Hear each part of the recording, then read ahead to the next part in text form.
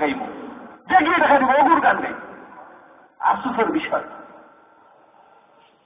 মৌদুদির কান্দা মুফতি সাহেব মৌদুদির ঘোষণা দেওয়া বলে মৌদুদির কোনো কান্দা আমরা লই না। খালি মৌদুদিন না তার মাদ্রাসার তো ঘোষণা দেওয়া কেউ হারাম টাকা তাই চান্দা দিবে না। আমরা সামনে একদিন বেটা এটাই এখন লাইব্রেরি দেখি এখন ওজন আমি একটা বড় একটা সেট কিতাব লইয়া দিতাম, তোর টাকা আমাদের মাদ্রাসার কিতাব লওয়া যাইত না, এটা তোর এটা লাগানের দোকানে বারবার মাতি না তোর টাকা দিয়ে লইতাম না, এটা হারাম টাকা আমার মাদ্রাসার লাগাই না।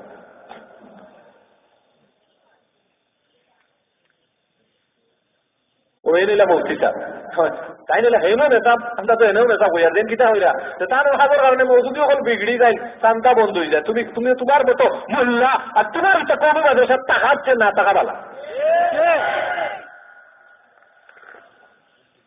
এটা মাদ্রাসা কমে বাচ্চা পঞ্চল মানুষের হক আর বাতিল বুঝানি লাগি যার বুনিয়াদ হইল বাতিলের মোকাবেলা।